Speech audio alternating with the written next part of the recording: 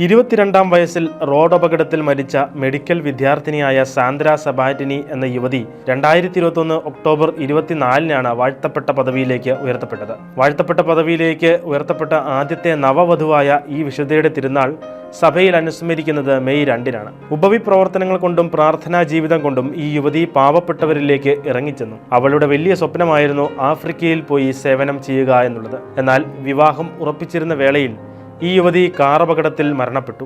Sandra സബാറ്റിനി Italian പട്ടണമായ റിക്കിയോണിൽ 1961 August 19-നാണ് ജനിച്ചത്.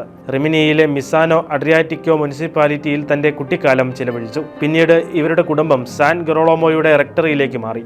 വൈദ്യശാസ്ത്രത്തിൽ university പഠനം ആരംഭിച്ച അവൾ ഒഴിവു സമയങ്ങളും അവധിക്കാലവും രോഗികളെ ശുശ്രൂഷിക്കുന്നതിനായി വിനിയോഗിച്ചു. അവൾ എപ്പോഴും പ്രാർത്ഥനയുടെ ഒരു ജീവിതം നയിച്ചു. ജപമാലയും ദൈവവചന ധ്യാനവും എല്ലാ ദിവസവും അതിരാവിലെ 12 മുതൽ 1 മണി വരെ ദിവസത്തിന്റെ ആദ്യ മണിക്കൂർ പ്രാർത്ഥിക്കുന്ന പതിവും സാന്ദ്രയ്ക്കുണ്ടായിരുന്നു. 20-ാമത്തെ വയസ്സിൽ ഗിഡോ റോസിയെ കണ്ടുമുട്ടി. ആഫ്രിക്കയിലേക്ക് പോകുക എന്ന തന്റെ സ്വപ്നം അദ്ദേഹവുമായി അവൾ പങ്കുവെക്കുമായിരുന്നു. 1984 ഏപ്രിൽ 29-ന് ജോൺ 23-ാമൻ പാപ്പായുടെ പേരിലുള്ള ഒരു യോഗത്തിൽ പങ്കെടുക്കാൻ പോകവേ ഗിഡോയുടെ വാഹനത്തിൽ നിന്ന് ഇറങ്ങിയ അവൾ മറ്റൊരു വാഹനമിടിച്ച് മരണപ്പെടുകയായിരുന്നു. അവൾ റോഡ് മുറിച്ചു കടക്കാൻ കാത്തു നിൽക്കുമ്പോൾ എതിർദിശയിൽ സഞ്ചരിച്ച ഒരു വാഹനം ഇടിച്ചു തെറിപ്പിക്കുകയായിരുന്നു. ഉടൻ തന്നെ ആശുപത്രിയിലേക്ക് മാറ്റിയെങ്കിലും മെയ് 2-ന് അവൾ നിത്യസമ്മാനത്തിനായി വിളിക്കപ്പെട്ടു.